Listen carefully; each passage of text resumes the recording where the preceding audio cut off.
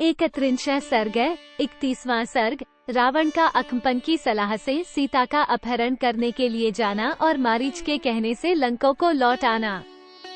तदनंतर जनस्थान से अकम्पन नामक राक्षस बड़ी उतावली के साथ लंका की ओर गया और शीघ्र ही उस पुरी में प्रवेश करके रावण से इस प्रकार बोला। 1 राजन, जनस्थान में जो बहुत से राक्षस रहते थे वे मार डाले गए। हर युद्ध में मारा गया। मैं किसी तरह जान बचाकर यहाँ आया हूँ। 2 अकम्पन के ऐसा कहते ही दशमुख रावण क्रोध से जल उठा और लाल आंखें करके उससे इस तरह बोला मानो उसे अपने तेज से जलाकर भस्म कर डालेगा। 3 वो बोला, कौन मौत के मुख में जाना चाहता है जिसने मेरे भयंकर जनस्थान का विनाश किया है? कौन वो दू साहसी है जिसे समस्त लोकों में कहीं भी ठौर ठिकाना नहीं मिलने वाला है? 4 मेरा अपराध करके इंद्र, यम, कुबेर और विष्णु भी चैन से नहीं रह सकेंगे। 5 मैं काल का भी काल हूँ, आग को भी जला सकता हूँ तथा मौत को भी मृत्यु के मुख में डाल सकता हूँ। 6 यदि मैं क्रोध में भर जाऊं तो अपने वेग से वायु की गति को भी रोक सकता हूँ तथा अपने तेज से सूर्य और अग्नि को भी जलाकर भस्म कर सकता हूँ। 7 रावण को इस प्रकार क्रोध से भरा देख भय के मारे अकम्पन की बोलती बंद हो गई। उसने हाथ जोड़कर संशययुक्त वाणी में रावण से अभय की याचना की। 8 तब राक्षसों में श्रेष्ठ दशग्रीव ने उसे अभयदान दिया। इससे अकम्पन को अपने प्राण बचने का विश्वास हुआ और वो संशय रहित होकर बोला। 9 राक्षस राज, राजा दशरथ के नवयुवक पुत्र श्रीराम पंचवटी में रहते हैं। उनके शरीर की गठन सिंह के समान है, कंधे मोटे और भुजाएं गोल तथा लंबी हैं। शरीर का रंग सांवला है। वे बड़े यशस्वी और तेजस्वी दिखाई देते हैं। उनके बल और पराक्रम की कहीं तुलना नहीं है। उन्होंने जनस्थान में रहने वाले खर और दूषण आदि का वध किया है। 10 11 अकम्पन की यह बात सुनकर राक्षस राज रावण ने नागराज महान सर्प की भांति लंबी सांस खींचकर इस प्रकार कहा। 12 अकम्पन, बताओ तो सही, क्या राम संपूर्ण देवताओं तथा देवराज इंद्र के साथ जनस्थान में आए हैं? 13 रावण का ये प्रश्न सुनकर अकम्पन ने महात्मा श्रीराम के बल और पराक्रम का पुनः इस प्रकार वर्णन किया।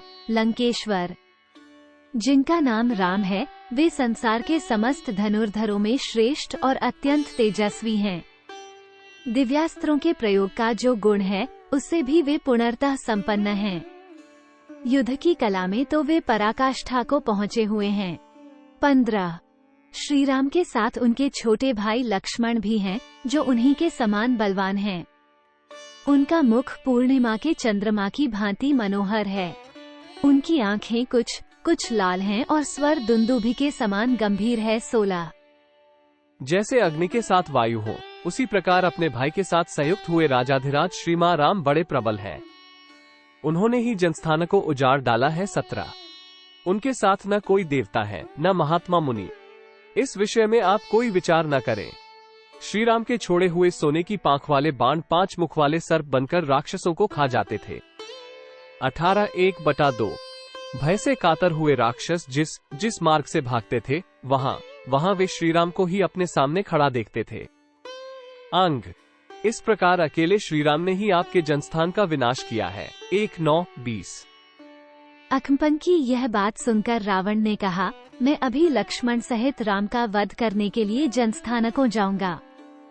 21 उसके ऐसा कहने पर अकम्पन बोला, राजन, श्रीराम का बल और पुरुषार्थ जैसा है उसका यथावत वर्णन मुझसे सुनिए। 22 महायशस्वी श्रीराम यदि कुपित हो जाएं तो उन्हें अपने पराक्रम के द्वारा कोई भी काबू में नहीं कर सकता। वे अपने बाणों से भरी हुई नदी के वेग को भी पलट सकते हैं तथा तारा, ग्रह और नक्षत्रों सहित संपूर्ण आकाशमंडल को पीड़ा दे सकते हैं। 23 1/2 वे श्रीमान भगवान राम समुद्र में डूबती हुई पृथ्वी को ऊपर उठा सकते हैं। महासागर की मर्यादा का भेदन करके समस्त लोगों को उसके जल से आप्लावित कर सकते हैं तथा अपने बाणों से समुद्र के वेग अथवा वायु को भी नष्ट कर सकते हैं। 24 25 वे महायशस्वी पुरुषोत्तम अपने पराक्रम से संपूर्ण लोकों का संहार करके पुनः नए सिरे से प्रजा की सृष्टि करने में समर्थ हैं। 26 दशग्रीव, जैसे पापी पुरुष स्वर्ग पर अधिकार नहीं प्राप्त कर सकते, उसी प्रकार आप अथवा समस्त राक्षस संसार भी युद्ध में श्री राम को नहीं जीत सकते। 27।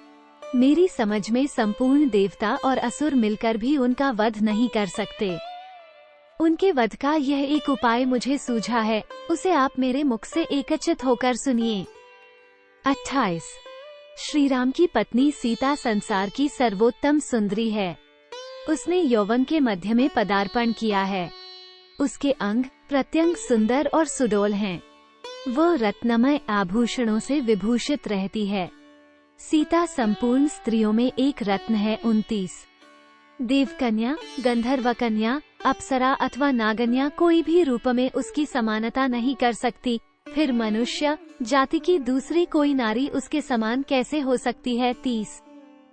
उस विशाल वन में जिस किसी भी उपाय से श्रीराम को धोखे में डालकर आप उनकी पत्नी का अपहरण कर लें, सीता से बिछुड़ जाने पर श्रीराम कदापि जीवित नहीं रहेंगे। 31। राक्षसराज रावण को अकंपन की वो बात पसंद आ गई। उस महाबाहु दशग्रीव ने कुछ सोचकर अकंपन से कहा। 32। ठीक है, कल प्रातःकाल सारथी के साथ मैं अकेला ही जाऊंगा और विदेह कुमारी सीता को प्रसन्नतापूर्वक इस महापुरी में ले आऊंगा। 33। ऐसा कहकर रावण गधों से जुते हुए सूर्यतुल्य तेजस्वी रथ पर आरूढ़ हो संपूर्ण दिशाओं को प्रकाशित करता हुआ वहां से चला। 34। नक्षत्रों के मार्ग पर विचरता हुआ राक्षस राज का वह विशाल रथ बादलों की आड़ में प्रकाशित होने वाले चंद्रमा के समान शोभा पा रहा था। 35। कुछ दूर पर स्थित एक आश्रम में जाकर वह तात का पुत्र मारीच से मिला। मारीच ने अलौकिक भक्ष्य भोज्य अर्पित करके राजा रावण का स्वागत सत्कार किया। 36। आसन और जल आदि के द्वारा स्वयं ही उसका पूजन करके मारीच ने अर्थयुक्त वाणी में पूछा। 37। राक्षस राज, तुम्हारे राज्य में लोगों की कुशल तो है ना? तुम बड़ी उतावली के साथ आ रहे हो, इसलिए मेरे मन में कुछ खटका हुआ है। मैं समझता हूँ तुम्हारे यहाँ का अच्छा हाल नहीं है। 38। मारीच के इस प्रकार पूछने पर बातचीत की कला को जानने वाले महातेजस्वी रावण ने इस प्रकार कहा। 39। तात, अनायास ही महान पराक्रम दिखाने वाले श्री राम ने मेरे राज्य की सीमा के रक्षक खर, दूषण आदि को मार डाला है तथा जो जनस्थान अवध्य समझा जाता था वहाँ के सारे राक्षसों को उन्होंने युद्ध में मार गिराया है। 40। अतः इसका बदला लेने के लिए मैं उनकी स्त्री का अपहरण करना चाहता हूँ। इस कार्य में तुम मेरी सहायता करो। राक्षसराज रावण का यह वचन सुनकर मारीच बोला। 41। निशाच शिरोमणे, मित्र के रूप में तुम्हारा वह कौन सा ऐसा शत्रु है जिसने तुम्हें सीता को हर लेने की सलाह दी है? कौन ऐसा पुरुष है जो तुमसे सुख और आदर पाकर भी प्रसन्न नहीं है, अतः तुम्हारी बुराई करना चाहता है? 42। कौन कहता है कि तुम सीता को यहाँ हर ले आओ? मुझे उसका नाम बताओ। वो कौन है जो समस्त राक्षस संसार का सींग काट लेना चाहता है? जो इस कार्य में तुम्हें प्रोत्साहन दे रहा है वो तुम्हारा शत्रु है, इसमें संशय नहीं है। वो तुम्हारे हाथों विषधर सर्प के मुख से उसके दांत उखड़वाना चाहता है। 44। राजन, किसने तुम्हें ऐसी खोटी सलाह देकर कुमार्ग पर पहुंचाया है? किसने सुखपूर्वक सोते समय तुम्हारे मस्तक पर लात मारी है? 45। रावण, राघवेंद्र श्रीराम वह गंधयुक्त गजराज हैं, जिसकी गंध सूंघकर ही गजरूपी योद्धा दूर भाग जाते हैं। विशुद्ध कुल में जन्म ग्रहण करना ही उस राघवरूपी गजराज का शुंडदंड है। प्रताप ही मद है और सुडौल बाहें ही दोनों दांत हैं। युद्धस्थल में उनकी ओर देखना भी तुम्हारे लिए उचित नहीं है, फिर जूझने की तो बात ही क्या है। 46। वे श्रीराम मनुष्य के रूप में एक सिंह हैं। रणभूमि के भीतर स्थित होना ही उनके अंगों की संधियां तथा बाल हैं।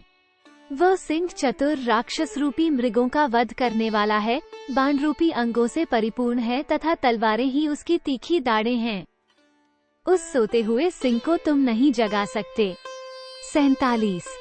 राक्षसराज, श्रीराम एक पाताल तल व्यापी महासागर हैं। धनुष ही उस समुद्र के भीतर रहने वाला ग्राह है। भुजा का वेग ही कीचड़ है, बाण ही तरंगमालाएं हैं और महान युद्ध ही उसकी अगाध जलराशि है। उसके अत्यंत भयंकर मुख अर्थात बड़वानल में कूद पड़ना तुम्हारे लिए कदापि उचित नहीं है। 48। लंकेश्वर प्रसन्न हो। राक्षस राज सानंद रहो और सकुशल लंका को लौट जाओ। तुम सदा पुरी में अपनी स्त्रियों के साथ रमण करो और राम अपनी पत्नी के साथ वन में विहार करें। 49। मारीच के ऐसा कहने पर दशमुख रावण लंका को लौटा और अपने सुंदर महल में चला गया। 50। इत्यार्षे श्रीमद् रामायणे वाल्मीकि आदिकाव्ये कांडे 31 सर्ग।